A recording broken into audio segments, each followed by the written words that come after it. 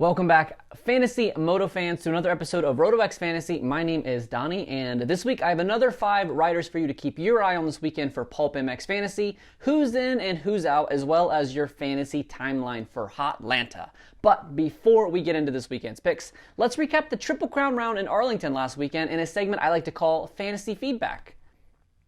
A small bump in players this week as 5,718 paid players set their entire lineup for Arlington, up ever so slightly from Tampa. AC's injury left only 15 All-Stars in the main event, 10 of which brought home that perfect score of 26.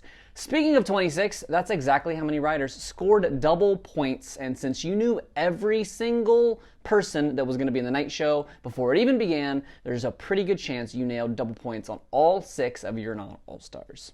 5 riders scored an absolute max of 52 this weekend, all in the 250 class, which is insane. For context, we only had a single 52 in the first 7 weeks combined. All of those 52s, however, led to our highest perfect score of the season, a 338 straight up, or 368 if you nailed both FFLs, which it looks like most of you did. The median score was also up by the same margin to 286, meaning if you scored 287 points or more this weekend, you did better than half of the championship league. Before the weekend started, I left you with a team that looked like this. Only my All-Stars on this team actually remained when picks ended up blocking out, with Cedric and Ben LeMay not even appearing in the night show. Swapping over to 6 10-plus handicap guys paid off in a big way, as I also hit both FFLs for a stout 332 points. 33.5% of picks were made on riders that did not race the Triple Crown. Obviously, this is insane, but even a buddy of mine that comes over to my house and watches the races with me managed to pick the wrong Fleming this weekend. Also, yes, people actually picked Stu, and at this point, nothing can really surprise me. The only one I will excuse is AC, since he did appear on the official AMA starting lineup. But you may also notice that there are 2 Jimmy D's over here, and no, that is not a typo. Almost as many people picked Jimmy D in the 450s as they did in the class that he's actually racing. Big props to Trees79 for winning the week in our RotoX League with a 348 and B Smith 831, who has taken control of the season league and is the first to top 2,000 points just before the season's halfway point. Don't forget to take a minute or one of the next 10 seconds to like the video, subscribe if you're new, and follow us on Twitter and Instagram. All right, enough about last week. Let's look ahead to Atlanta. First things first, the important injuries to keep an eye on. KTM has confirmed that Cooper Webb is racing in Atlanta. Cedric Soubeyras returns from Europe, and Pierce Brown will make his Supercross debut this weekend for the TLD KTM team. Brock Tickle and AC both will miss multiple weekends with broken bones, and the Ben LeMay train has stopped before it even had a chance to get rolling. Looking at the All-Star changes for this weekend, Justin Hill's absolute tear begins his All-Star stint and ends his run as this year's fantasy darling. Brayton is now eligible for double points, as well as Kyle Peters, not to be outdone by Little Hill. Big Hill is also an All-Star this weekend.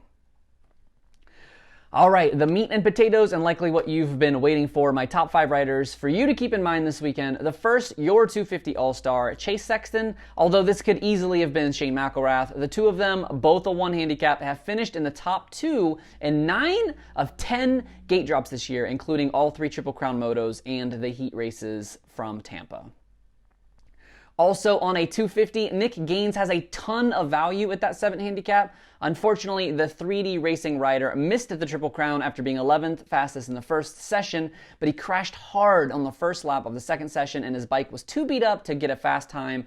And then, of course, he was caught up in that first lap pileup in the LCQ. Nick is definitely a 12 to 14 guy, and you could expect mid-30s if he can stay out of trouble this weekend.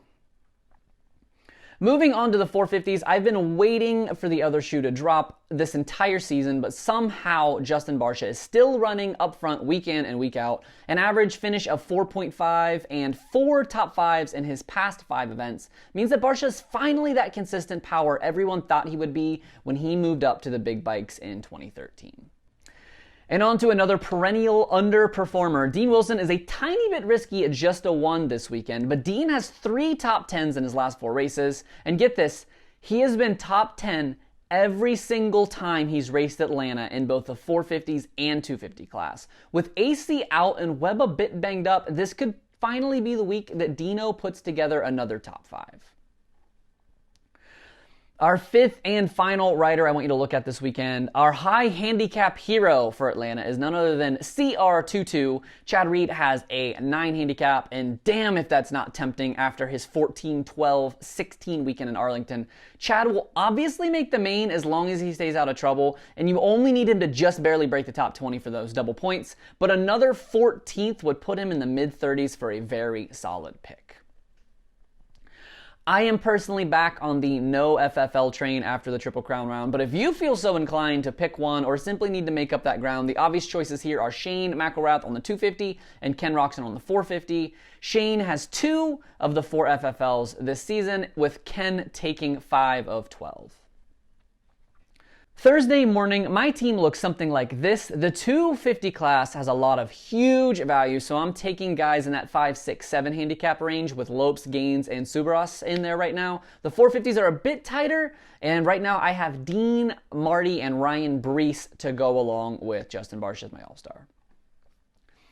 Do not forget that this week is one of the earliest races of the year, with gates dropping just after lunchtime on the West Coast. As soon as this video ends, please go pick a nice, safe team of guys that you are confident will ride into the main, just in case something happens tomorrow and you're unable to alter your lineup before the gates drop.